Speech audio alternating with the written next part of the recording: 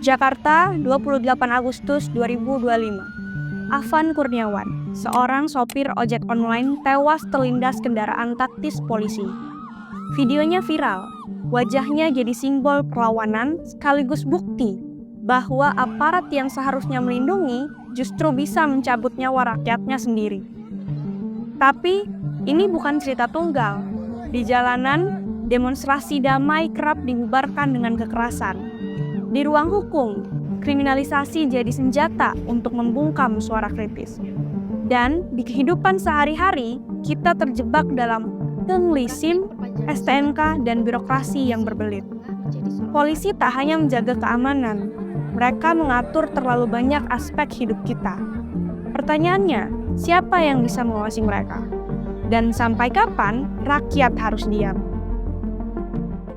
Pertanyaan itu bukan lagi sekedar teori. Kita sudah melihat buktinya, kita sudah merasakan dampaknya. Dari mulai banyaknya nyawa yang hilang, hingga rasa frustasi di balik loket SIM dan STNK. Itulah kenapa kita saat ini membicarakan tentang sesuatu yang masih banyak yang belum membicarakan, tetapi baru-baru ini tagline-nya viral. Apa itu? Yaitu reformasi Polri. Apakah institusi Polri ini masih dipercaya? Dan jika sudah tidak dipercaya, bagaimana kita mengembalikan kepercayaan publik terhadap institusi ini? Bersama saya sudah ada Bang Doni Ardianto. Bang Doni Ardianto merupakan aktivis 98 dan juga tergabung dengan reformasi sektor keamanan. Halo Bang Doni, bagaimana kabarnya? Baik. Terima kasih banyak sudah bersedia meluangkan waktunya di tengah-tengah situasi saat ini. Oke, baik Bang Doni. Kita bisa mulai membahas tentang kenapa sih institusi Polri ini memiliki kekuatan atau kewenangan yang besar dan apa bahayanya bagi rakyat? Oke, kalau bertanya kenapa mungkin kita harus merunut dulu secara historis ya. Yang mungkin seringkali kita agak lupa kali. Jadi ada satu fase di dalam sejarah di mana polisi itu bagian dari TNI. Setidaknya sampai dengan ketika reformasi 98 itu yang dipakai adalah polisi itu waktu itu masih bagian dari AMBRI. Nah, ketika reformasi 98 menuntut salah satunya adalah mencabut difungsi ABRI waktu itu atau difungsi TNI. Itu kemudian diterima oleh publik. Dan kemudian sampai ada undang-undang yang secara khusus memang mengubah kewenangan TNI. Dan salah satu yang juga krusial pada saat itu adalah memisahkan polisi dari ABRI atau TNI. Nah, reformasi terhadap TNI jalan waktu itu. Mencabut difungsi TNI pada saat itu jalan. TNI tidak boleh lagi berpolitik, TNI tidak boleh lagi berbisnis. Namun sayangnya pada saat itu, secara paralel sebenarnya ada upaya untuk reformasi polisi. Cuman sayangnya pada saat itu dia luput untuk melihat fakta bahwa sebelumnya polisi adalah bagian dari TNI, sehingga kemudian tidak ada satu spirit untuk mencabut difungsi Polri pada saat Polri dipisahkan dari TNI. Nah, sehingga kemudian pertama reformasi Polri di awal-awal itu pendekatan yang dilakukan adalah yang disebut dengan community policing. Gitu. Dan itu nggak menyentuh problem soal difungsi polisi ya. Dan otomatis itu juga tidak menyentuh pertama soal secara langsung ya. Bagaimana soal bisnisnya polisi gitu misalnya. Kalau keterlibatan polisi di politik memang saat itu ikut. Dalam artian polisi juga tidak boleh berpolitik kecuali kalau misalnya udah purna tugas atau udah pensiun. Atau dia mengundurkan diri. Nah, tapi soal bisnis polisi dan lain-lain itu yang kemudian luput. Di sisi lain, community policing itu juga luput untuk melihat adanya dua hal yang menjadi problem utama polisi, yang juga sebenarnya bagian dari ketika polisi menjadi bagian dari TNI. Terutama dalam hal peran mereka sebagai penegak hukum. Pertama, soal kekerasan. Karena kan bagaimanapun juga setelah berpuluhan tahun menjadi bagian dari TNI, kultur militeristik itu juga ada di polisi. Dan kita bisa lihat itu masih tersisa sampai sekarang. Di sisi lain, ada satu hal lagi yang kemudian juga tidak bisa somehow tidak tercover dengan pendekatan community policing itu, yaitu adanya indikasi atau potensi korupsi yang ada terjadi di tubuh kepolisian. Dan itu yang kemudian terbawa. Nah, kalau menurut saya ada satu situasi yang sebenarnya sudah mengindikasikan hal-hal tersebut. Terutama kaitannya dengan ketika mulai ada konflik antara polisi dengan KPK. Jadi ada SAFE KPK jilid 1, 2, 3. Itu mengindikasikan bagaimana sebenarnya polisi itu ada problem korupsi di dalamnya, tapi dia juga cukup powerful untuk kemudian membuat itu tidak menjadi bagian yang dianggap atau bisa perlu diubah gitu lah. Itu yang kemudian saya lihat semakin menguat, terutama di rezim Jokowi, karena kemudian alih-alih mengatasi problem tersebut, di rezim Jokowi ukuran paling sederhananya adalah ada peningkatan anggaran berlipat-lipat, bahkan sampai 3 kali lipat kalau dibandingin antara sebelum Jokowi berkuasa hingga akhir masa Jokowi berkuasa, sampai 3 kali lipat anggaran untuk polisi. Dan itu sama sekali tidak dibarengi dengan mekanisme kontrol terhadap anggaran tersebut maupun mekanisme kontrol terhadap institusi polisinya sendiri. Sehingga kemudian wajar apabila kemudian kita selalu berhadapan dengan situasi di mana polisi selalu powerful, inevitable, dan bahkan juga untouchable. Itu yang kita alami sekarang, setidaknya di sisi atasnya. Iya, tapi menurut Bang Doni dalam konteks dampak bagi masyarakat luas ini seperti apa dengan adanya kekuasaan yang berpower gitu ya dan luas? Iya, memang kalau di masyarakatnya sendiri karena mereka berhadapan langsung dengan polisi yang dibawa, itu kan ada situasi yang love and hate relationship gitu lah ya. Di satu sisi mereka nggak ada pilihan lain, mereka butuh polisi. Apapun yang mereka alami dari sekedar kecopetan, kehilangan handphone, kehilangan KTP atau ATM, kartu ATM gitu-gitu, mereka harus berurusan sama polisi dan mereka membutuhkan polisi untuk mengurusi itu semua. Tapi di sisi lain mereka juga paham bahwa mereka harus mengeluarkan biaya lebih ketika berurusan sama polisi. Makanya nggak pernah hilang tuh ada semacam entah joke atau idiom bahwa ya kalau lapor polisi kita kehilangan kambing, lapor polisi malah kehilangan sapi. Itu kan masih ada di masyarakat. Tapi nggak ada pilihan lain kan buat masyarakat. Tapi setidaknya beberapa pilihan lain yang dilakukan adalah mencoba mencari jalur di luar polisi ya. Walaupun jalurnya juga pasti kalau dibilang pasti di luar hukum. Artinya itu jalur informal lah. Makanya kalau menurut catatan misalnya BPS kalau nggak salah ada sebuah survei yang bilang bahwa ya ketika masyarakat menjadi korban kejahatan hanya 23% yang kemudian melaporkan itu ke polisi. Itu bisa menjadi satu indikasi kepercayaan. Tapi di sisi lain ada juga indikasi kepercayaan yang juga seringkali agak berbeda dengan itu adalah bahwa ya kalau misalnya ditanya soal sejauh mana masyarakat percaya sama polisi, misalnya survei-survei Litbang Kompas yang dilakukan setiap tahun saya rasa, itu memang cenderung tinggi menurut saya itu karena mereka nggak punya pilihan lain. Maksudnya ya mereka harus percaya sama siapa lagi kalau nggak sama polisi, karena itu satu-satunya jalur mereka. Disitulah sebenarnya peran pentingnya bahwa polisi itu sesuatu institusi yang sangat dibutuhkan, sangat penting. Problemnya adalah sejauh mana dia bisa deliver, dia bisa memberikan kontribusi terhadap kebutuhan masyarakat. Maksudnya dia memenuhi harapan publik. Dan sayangnya kan itu masih jauh dan dalam situasi-situasi tertentu malah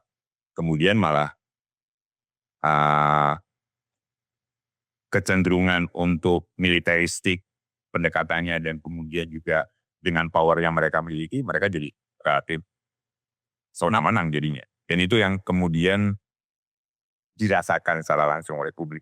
Iya, karena sebenarnya polisi ini juga sesuatu yang, pintu awal gitu ya, pintu awal masyarakat mengadu dan lain sebagainya, sehingga mau tidak mau walaupun sudah tidak percaya, ya harus datang begitu ya di, kepolisian. Nah, tadi Bang Doni sudah menceritakan tentang, apa namanya, kenapa akhirnya institusi ini, punya kekuasaan yang luas, berpower gitu ya. Dan ini juga berpengaruh pada kondisi-kondisi di mana banyak kasus-kasus kekerasan, represivitas, kemudian juga banyak kasus-kasus pengaduan yang masuk ke kepolisian justru malah diabaikan. Dan bahkan justru malah banyak juga anggota-anggota kepolisian yang justru malah melanggar hukum begitu ya, yang seharusnya dia menegakkan hukum tapi melanggar hukum.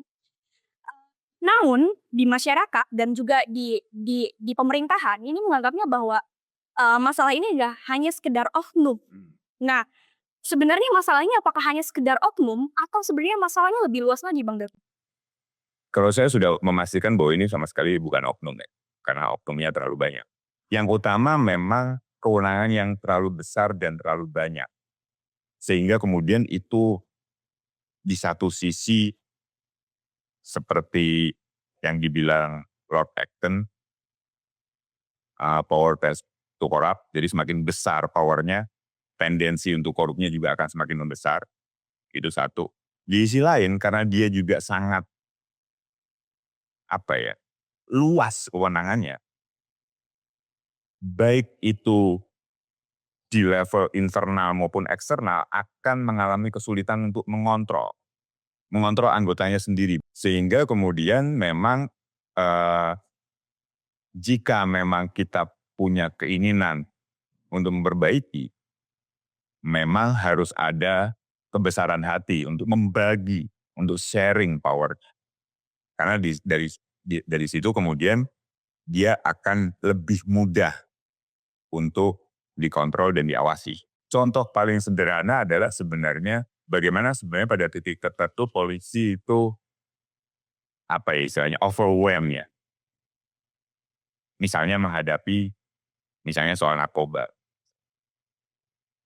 Kan secara tidak langsung kita bisa lihat bahwa ada tarik-menarik kewenangan antara BNN misalnya dengan Serse Narkotika.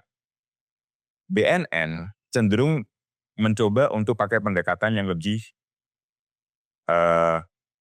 kalau pakai istilah sekarang restoratif justice. Jadi mencoba untuk lebih membawa para terutama pengguna itu ke di istilahnya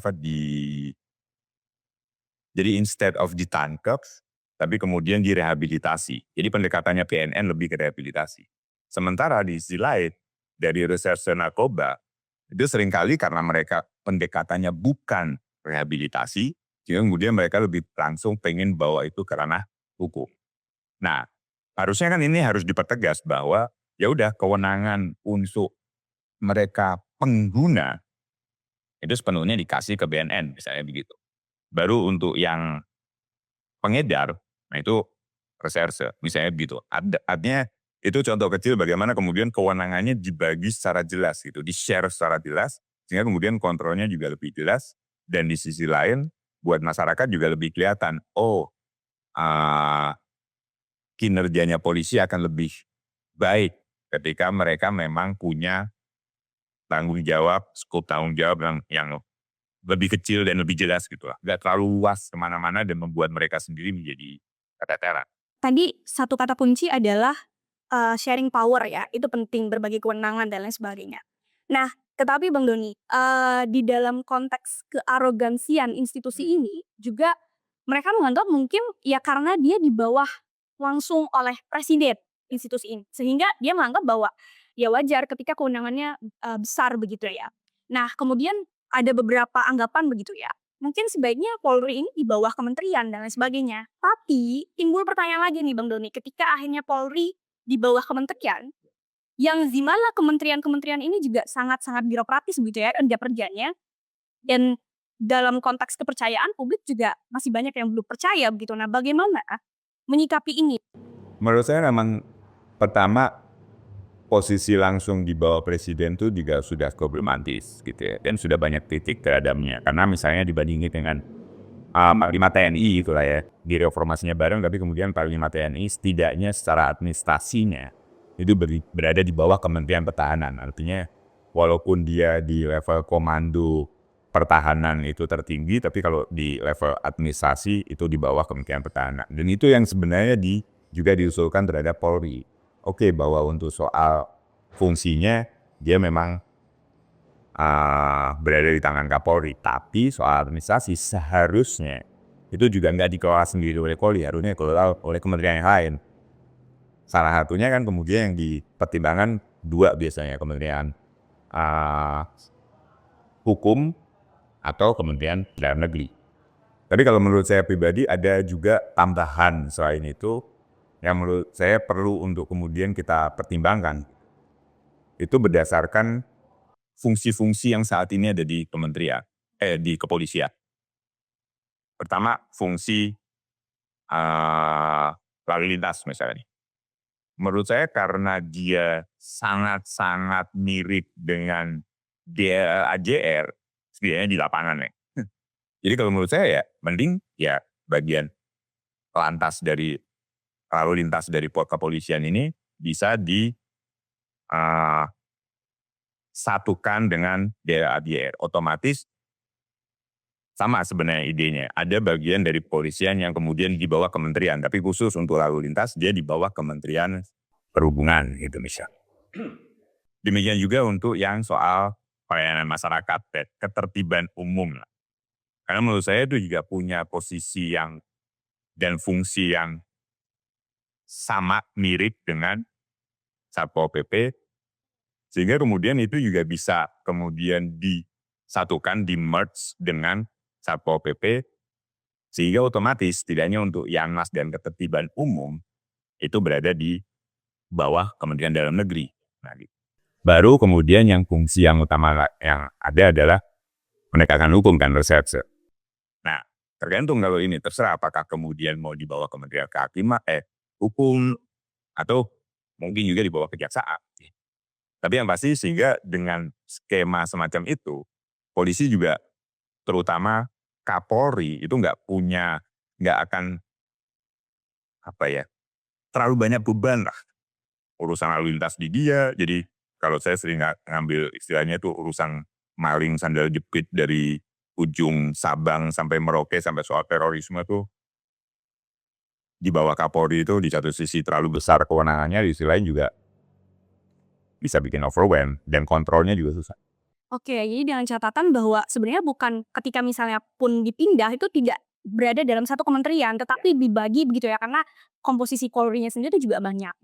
Nah, bicara tentang komposisi Polri, Bang Dodi, karena tadi ya Bang Dodi udah bilang ada bagian lalu lintas, kemudian juga ada bagian unit PPA untuk kasus-kasus kekerasan seksual, kemudian juga BRIMOB dan lain sebagainya. Aku mau sedikit singgung BRIMOB nih, Bang Dodi. Kenapa BRIMOB ini justru malah dijadikan keamanan untuk tugas-tugasnya dijadikan keamanan untuk isu-isu demonstrasi atau aksi gitu ya. Dan kenapa dia dipersenjatai penuh gitu. Nah, ini kira-kira kenapa Bang Dodi?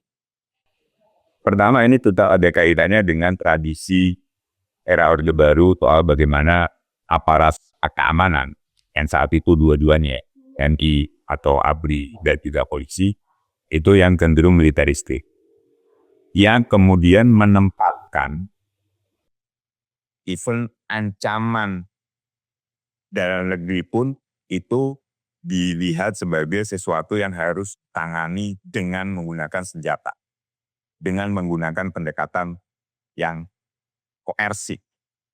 Itu tradisinya udah ada sejak Orde Baru dan itu ada sampai sekarang. Nah, itu perspektif atau bahkan paradigma yang sudah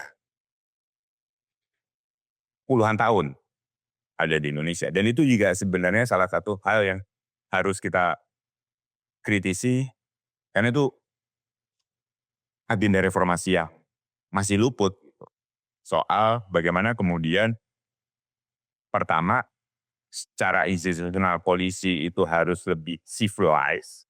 Jadi dia adalah lembaga sipil kan. Kedua, berangkat dari situ, ketika menghadapi warga negaranya sendiri, dia harus menggunakan pendekatan yang jauh lebih humanis dan civilized.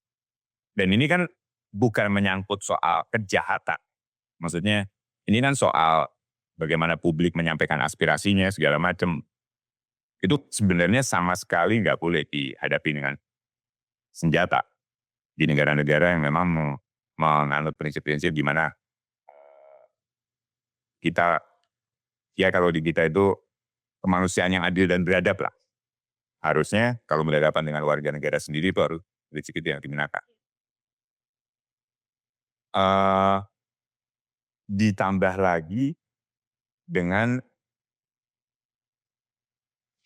corak yang masih dipelihara, ya kita mesti lihat lah dari sisi penampilan aja. Kita nggak bisa bedain sebenarnya. Apa sih bedanya antara polisi sama tentara? Cuman warnanya aja beda, tapi atributnya itu sama persis gitu. Jadi apakah kemudian ketika menghadapi demonstran itu dianggap sama dengan ketika menghadapi misalnya perang. Misalnya kita ada diserang nih sama siapa kira-kira yang akan nyerang kita ya? Malaysia kek, atau Filipina, atau Australia gitu nyerang kita. Tapi kan harusnya itu berbeda treatmentnya, atributnya juga secara fisik. Ketika yang dihadapi adalah warga negara kita yang sedang menyampaikan pendapatnya. Ya. Ini juga berpengaruh pada konteks kultural militerisme tadi ya, dari konteks sejarah BRIMOB gitu ya. Nah, karena sebenarnya di masyarakat gitu, BRIMOB ini dianggap paling bermasalah gitu, terutama dalam konteks penyelesaian aksi-aksi dan lain sebagainya. Kalau dalam konteks misalnya dibagi dalam hal kementerian, di bawah kementerian, kira-kira BRIMOB ini cocoknya di kementerian mana menurut Bambang? Menurut saya BRIMOB itu nggak perlu ada sih pada dasarnya. Mungkin jika memang dipandang perlu, misalnya gini, jadi bukan dalam, sekali lagi kalau dalam menghadapi aksi massa yang sama sekali tidak bersenjata tentunya, itu sudah pasti BRIMOB nggak diperlukan. Institusi semacam BRIMOB, maksudnya pasukan khusus di dalam kepolisian yang menangani ancaman dengan senjata yang serius, itu memang mungkin diperlukan satu saat, atau pada satu saat, atau pada situasi tertentu. Tapi kan dia, pertama kita tentuin dulu, dia diperlukan kapan dan bila mana, dan kemudian rules of engagement-nya itu di tangan siapa. Misalnya begini, mungkin kalau misal mau disamain sedikit gitu ya, mungkin samain karena referensi kita kan biasanya film-film yang ada di Amerika. BRIMOB itu sama aja kayak SWAT aja, pasukan khusus gitu. Yang mana ya dia kalau nggak khusus-khusus sama dia nggak pernah turun, nggak pernah ada, nggak pernah nongol gitu.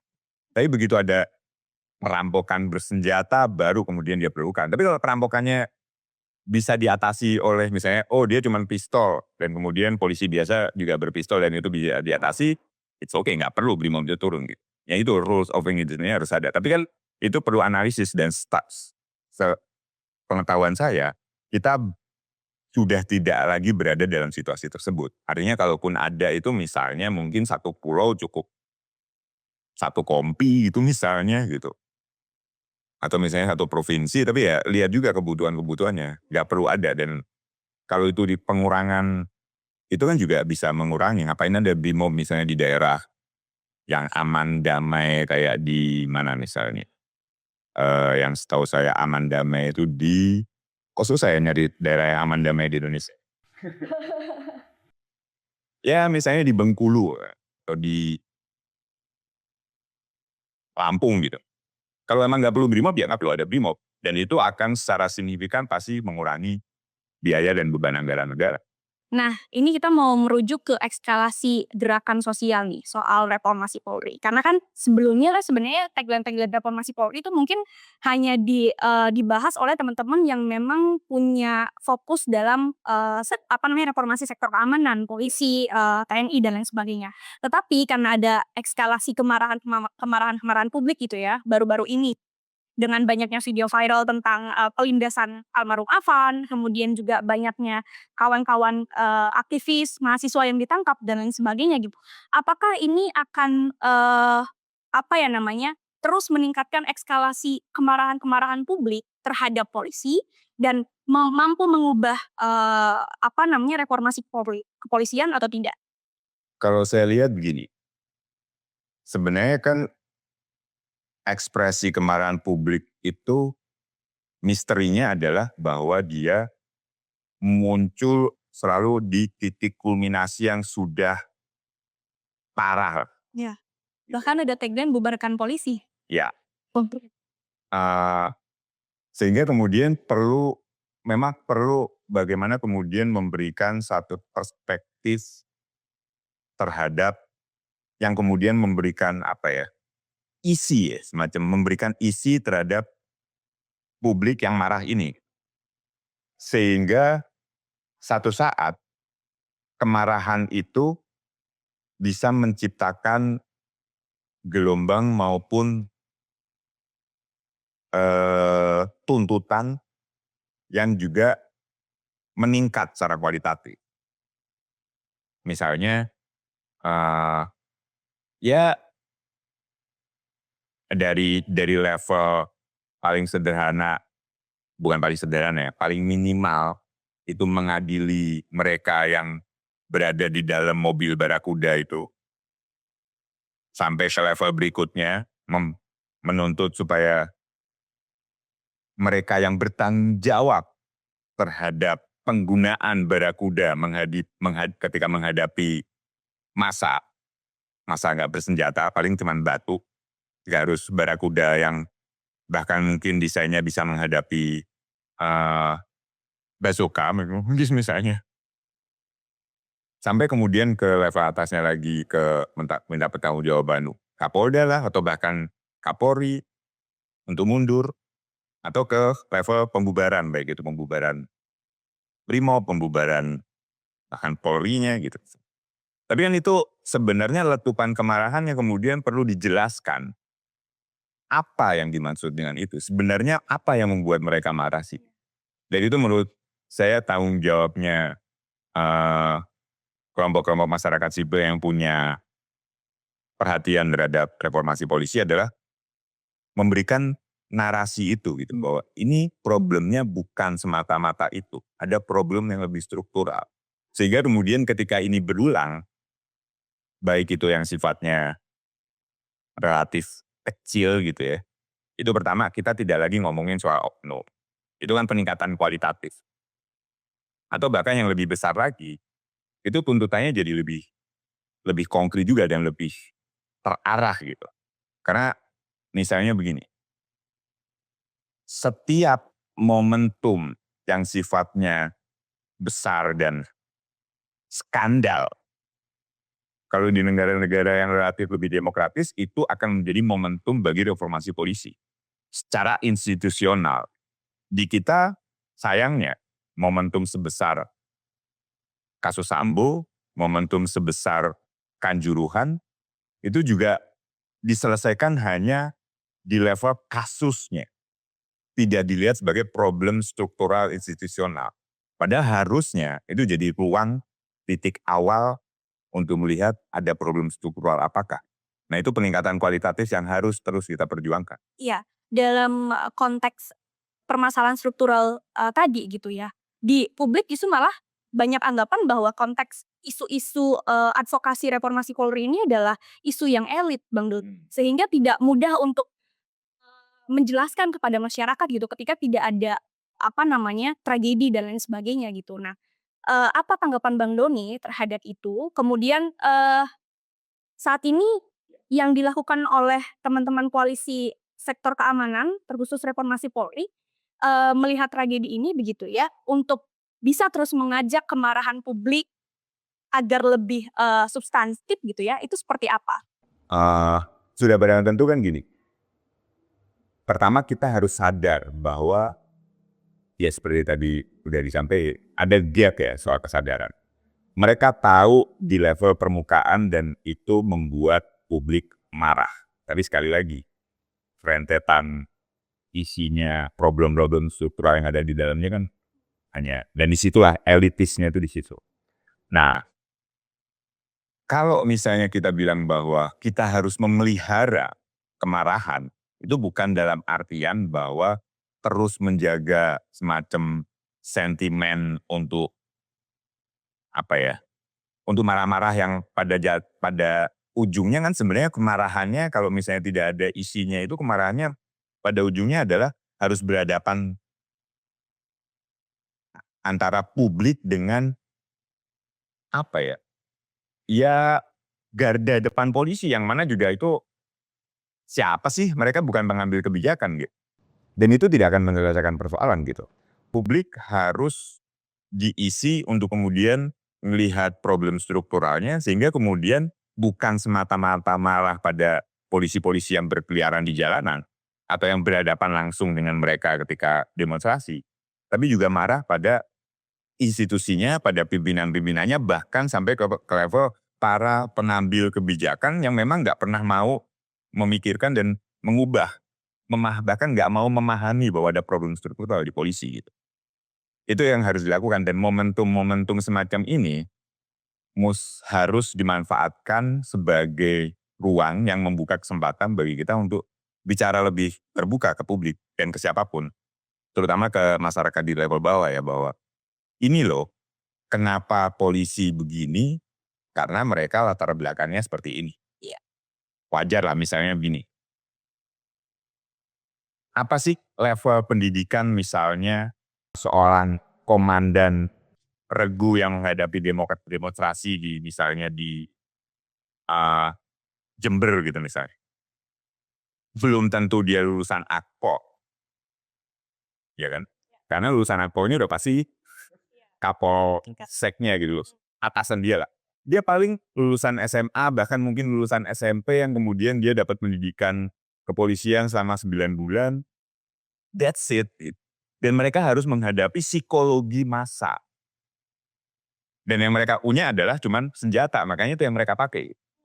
Bukan berarti kita memberikan excuse kepada mereka yang melakukan kekerasan itu ya. Tapi pemahaman itu yang kemudian menjadi satu ruang. Misalnya, kualitas mereka memang sangat rendah. Sehingga kemudian kalau dihadapi kekerasan lawan kekerasan, ya itu nggak ada bedanya antara preman lawan preman gitu. Karena level intelektualnya juga memang segitu. Nah itu sehingga kemudian misalnya publik ya udah. Iya, sorry Bang Doni, aku potong. Berarti tadi, Bang Doni mengatakan bahwa dalam konteks pendidikan ini juga berpengaruh begitu ya? Karena ada narasi-narasi juga bahwa ya syarat jadi polisi itu juga harus S1, S2 dan lain sebagainya. Apakah itu juga memang berpengaruh gitu dalam konteks pengatasan, mengatasi aksi demonstrasi? Sangat berpengaruh karena misalnya begini, ini untuk yang di penegakan hukum misalnya. Seorang penyidik yang ada di Pulau Sumba gitu misalnya. Apakah dia pernah mendapatkan pendidikan hukum dan memahami KUHP dan KUHP seperti halnya seorang sarjana hukum? Kan enggak. Mereka gimana hafalnya pasal-pasal yang memang mereka sama ini urusin gitu. Mereka nggak pernah tahu dasarnya pasal itu apa, konteksnya apa, bahkan mungkin pasal penjelasannya mereka nggak pernah baca gitu misalnya.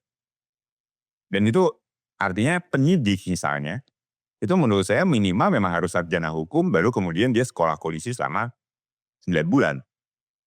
Minimal.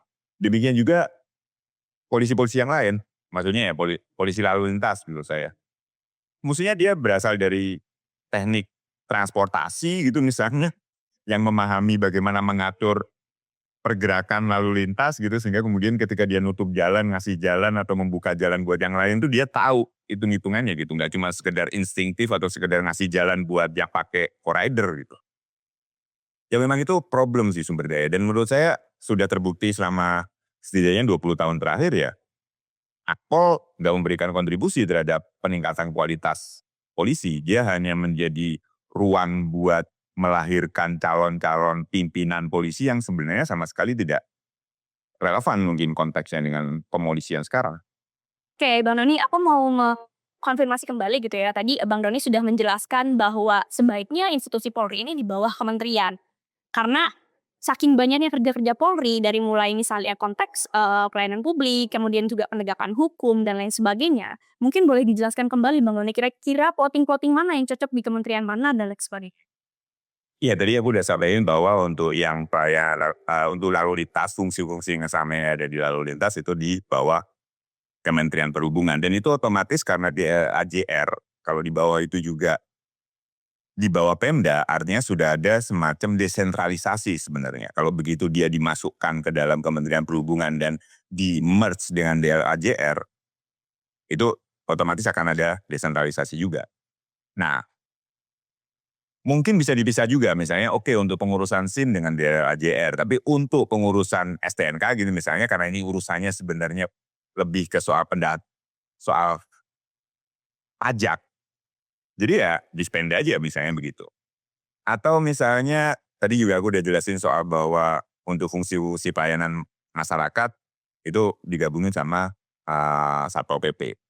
Karena kan misalnya gini, Babin Kamtipmas yang ada di level kelurahan, bahkan ada juga yang punya tanggung jawab sampai ke level RW itu kan sebenarnya peran yang kemudian bisa juga diambil alih atau ya kemudian di-merge dengan Satpol PP. Karena Satpol PP juga ada di setiap kelurahan dan mereka cukup punya kapasitas sebenarnya. Dan mereka juga jauh lebih less militeristik setidaknya sekarang. Dan harus cegah supaya mereka nggak semakin militeristik juga. Walaupun ada kecenderungan itu, tapi itu lebih mudah dicegah, ditahan supaya nggak militeristik. Untuk yang lain misalnya begini, sebenarnya satu ide yang kemudian seringkali jadi kontroversi adalah, dan ini banyak muncul ketika kemarin kita membahas soal KUHP, soal ketika polisi, terutama untuk sisi penegakan hukumnya, apakah berada di bawah Kementerian Hukum atau di bawah Kejaksaan. Nah, tergantung sebenarnya kita mau mengambil rezim yang mana. Kalau saya secara pribadi sih nganggap bahwa polisi itu, terutama dengan kapasitasnya sekarang ya, itu kan dia perlu arahan soal sebuah proses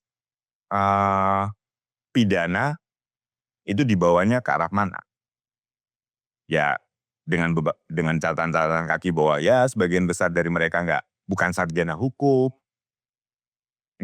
mungkin nggak memahami KUHP dan KUHP secara menyeluruh, termasuk penjelasan-penjelasan dan apalagi filosofi dan konteksnya, sehingga kemudian itu harus diarahkan oleh Jaksa Agung, sehingga kemudian akan lebih oleh Kejaksaan, sehingga kemudian akan lebih bagus jika polisi itu bekerja di bawah supervisi dari Kejaksaan, karena secara de facto semua jaksa itu sarjana hukum. Artinya mereka jauh lebih punya kemampuan untuk memahami soal pidana. Saya akui bahwa ada problem-problem juga di kejaksaan, tapi itu kan satu hal lain yang juga perlu memang kita atasi. Tapi dalam konteks sistem peradilan pidana, menurut saya akan jauh lebih sehat dan kemudian juga memberikan kepastian hukum yang lebih baik, setidaknya mencegah segala macam bentuk kesewenang-wenangan, termasuk apa yang disebut sebagai kriminalisasi, itu jika polisi dalam kerangka penegakan hukum itu bekerja di bawah supervisi kejaksaan. Soal konteks, karena kan sebenarnya di tubuh kejaksaan ini juga banyak masalah ya Bang Doni gitu. Seberapa yakin gitu akhirnya Bang Doni memilih untuk bukan memilih, memberikan pernyataan bahwa ya sebaiknya institusi Polri ini dalam konteks penegakan hukum itu di bawah jaksa, bukan di Kementerian Hukum gitu. Ini memang masih dalam kerangka rekomendasi yang sifatnya ideal ya. Secara objektif memang juga ada problem di kejaksaan. Nah, itu kan tinggal kemudian bagaimana mekanisme kontrol terhadap fungsi kejaksaan juga diperkuat. Kan sebenarnya udah ada komisi kejaksaan dengan bagaimana itu diperkuat. Bahkan pada titik tertentu di tingkat kewenangan, saya rasa mungkin komisi kejaksaan sedikit lebih ada powernya dibanding Kompolnas bahkan. Artinya kita punya ruang lah gitu. Dan memang komisi kejaksaan, komisi yudisial segala macam itu satu institusi yang terus-menerus harus kita perkuat karena disitulah sebenarnya peran kontrolnya. Karena prinsip dasar dari pemberian kewenangan adalah pada saat yang sama memberikan ruang kontrol kan untuk check and balances. Oke, jadi perlu juga ketika misalnya Polri dalam konteks penegakan hukum itu di bawah kejaksaan, itu juga perlu menguatkan pengawasannya gitu ya, dan kontrolnya. Tadi kita udah membicarakan tentang perubahan-perubahan dalam konteks kementerian-kementerian gitu. Kemudian dalam konteks pengawasan dari institusi Polri itu sendiri gitu, apakah masih memerlukan Kompolnas? Itu sudah pasti ya, dan kita sebenarnya punya walaupun kemudian sejauh ini kalau dilihat dari analisis-analisis yang ada, belum berfungsi bahkan masih jauh dari fungsinya. Ada dua sebenarnya yang paling penting kan. Kita bisa bagi antara internal oversight, artinya pengawasan internal maupun external oversight, pengawasan eksternal. Nah misalnya untuk internal oversight, itu harus diperkuat. Sebenarnya paling sederhana kenapa itu perlu diperkuat adalah karena kita pernah mengalami kejadian seperti halnya dalam hal ini kasus Sambo. Internal oversight kepolisian adalah divisi Propam. Sementara Sambo adalah komandan divisi Propam. Itu kan ironi yang harus kita selesaikan itu. Artinya ada problem di Propam kita. Sehingga kemudian bisa melahirkan orang seperti Sambo. Itu harusnya jadi pijakan kenapa kita perlu melihat ulang ada masalah apa di internal oversight kepolisian. External oversight. Kompolnas. Menurut saya Kompolnas itu dilematis. Dia nggak jelas fungsinya apa. Ada dua sebenarnya pilihan untuk external oversight yang sifatnya formal semacam ini. Pertama, yang sifatnya ad hoc, yang kedua yang sifatnya memang permanen. Kalau dia sifatnya ad hoc, komposisinya bisa sama seperti yang kita sekarang. Tapi ad hoc itu berdasarkan sebuah mandat terhadap sebuah skandal tertentu. Kayak misalnya, balik lagi kasus Sambo. Harusnya memang dibentuk komisi khusus yang melihat ulang, mengecek ulangnya ada apa sih, kenapa bisa terjadi kejadian seperti kasus Sambo ini.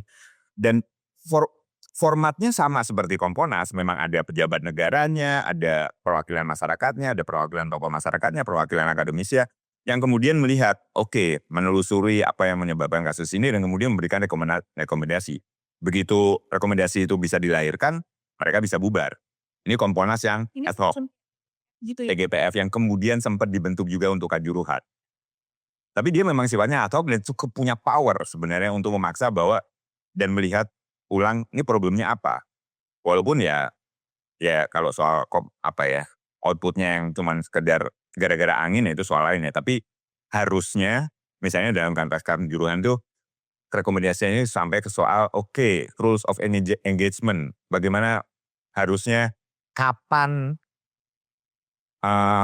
gas air mata itu harus dipakai segala macam itu harusnya yang jadi rekomendasi gitu. Bukan soal arah angin. Gitu. Itu yang ad hoc. Nah yang permanen itu memang perlu dan menurut saya itu memang harus independen dari negara. Bisa jadi itu kemudian pertama memang komisi khusus yang memang khusus untuk mengawasi kepolisian dan dia bahkan menurut saya di level nasional nggak terlalu penting. Yang lebih penting adalah di level daerah. Terutama di level kabupaten kota gitu. Harusnya yang ada itu Kompolda, di setiap kabupaten kota itu ada Kompolda. Kompolnas menurut saya bisa belakangan, tapi yang lebih penting Kompolda. Dan ini yang sifatnya permanen dan itu memang perwakilan publik yang memantau, mengawasi kerja-kerja kepolisian. Dan mereka biasanya bekerja sama dan ini penting supaya mereka juga lebih kuat legitimasinya. Karena diharapkan juga di level legislatif di tingkat kota itu juga ada komisi khusus yang memang kemudian punya perhatian terhadap problem-problem tentang keamanan data. Jadi ada external oversight yang sifatnya publik dari masyarakat, tapi ada juga external oversight yang memang terlembagakan itu biasanya dari DPRD. Jadi ada DPRD karena problem keamanan itu kan problem publik. Harusnya DPRD itu memang punya komisi khusus yang melihat, oh ini ada tingkat kejahatan di sini seperti apa, tingkat keamanannya seperti apa. Dan itu yang juga kita belum punya. Oke, terakhir kali ya Bang, dalam konteks, pengawasan. Karena sebenarnya kan juga, pengawasan kelembagaan, bahkan kelembagaan independen ini kan juga banyak dikritisi gitu, karena pemilihannya yang syarat akan konflik kepentingan dan lain sebagainya. Nah itu untuk menghindari hal tersebut, kira-kira seperti apa? Ya akan selalu ada sih, tapi setidaknya kan kalau misalnya pertama gini, kalau misalnya memang kita sudah tepat dalam pengembangan institusionalnya, kalaupun kemudian seperti saya bilang tadi, orang yang dipilih nggak capable segala macam, itu buat saya itu akan jadi pembelajaran buat publik bahwa oke, lembaganya, artinya secara institusi itu penting, tapi juga nanti mereka harus mengkritisi juga siapa aja yang di dalamnya. Tapi setidaknya publik belajar bahwa oh institusi ini ada nih, ada referensi bahwa ada institusi semacam ini. Kan kita nggak pernah punya referensi soal itu gitu kan. Baru kemudian ada pembelajaran. Baru nantinya artinya itu peningkatan kesadaran secara kualitatif bahwa oh institusinya udah ada, tapi orangnya juga penting loh siapa yang ada di situ. Jadi itu memang proses yang harus dilewatin sih. Terakhir Bang Doni, mungkin bisa memberikan ajakan gitu ya kepada masyarakat, kemudian juga orang muda gitu ya, untuk terus membicarakan tentang reformasi Polri. Dan tidak hanya dalam konteks, kemarahan yang tidak substantif, itu boleh disampaikan. Ya pertama kita harus sering diskusi, sebenarnya ada apa sih dengan polisi kita, sehingga kemudian situasi yang sekarang ada menurut saya di sebagian besar masyarakat, di mana polisi itu diterima sebagai sesuatu yang ya udah memang begitu, nggak bisa diapa-apain gitu, taken for granted kalau istilah kerennya. Itu harus didobrak dulu. Enggak, ini institusi yang penting buat kita butuh, sehingga kemudian supaya kita bisa terpenuhi kebutuhan kita dan dia bisa benar-benar melayani kita harus mikirin mereka gitu. Dan itu di semua level, termasuk di level yang paling bawah gitu. Misalnya di level kabupaten atau bahkan di kecamatan karena atau bahkan di tingkat RW karena ada polisi yang bertugas di level RW gitu kan. Untuk kemudian dia menjalankan tugasnya enggak ya? Dia menjalankan tugasnya dengan baik apa enggak ya? Jadi memunculkan pemahaman dan kesadaran bahwa ya kalau bukan warga sebagai user, warga kan yang menerima beneficiaries dari kerja-kerja polisi. Kalau bukan user sendiri yang kemudian mengkritik atau memberikan feedback, ya nggak akan berubah mereka gitu. Dan itu di semua level. Dan semacam kesadaran dan tindakan yang semacam itu dari semua level masyarakat akan menjadi sangat penting. Dari level polisi yang bekerja di level RW, kelurahan, bahkan sampai di polsek atau subsektor. Oke, itu pertanyaan terakhir Bang Doni, terima kasih banyak. Sebenarnya masih banyak pertanyaan dan saya tapi mungkin di belakang layar. Teman-teman semua terima kasih banyak sudah mendengarkan podcast ini. Salah satu, poin gitu ya dengan obrolan saya dengan Bang Doni tadi adalah dalam konteks reformasi Polri itu penting banget untuk kita sebagai orang muda, masyarakat itu tahu secara, substansi problem-problem permasalahan di Polri itu adalah, sangat struktural gitu ya. Gitu, sekali lagi terima kasih banyak Bang Doni, atas kesediaannya, terima kasih banyak, sampai bertemu lagi.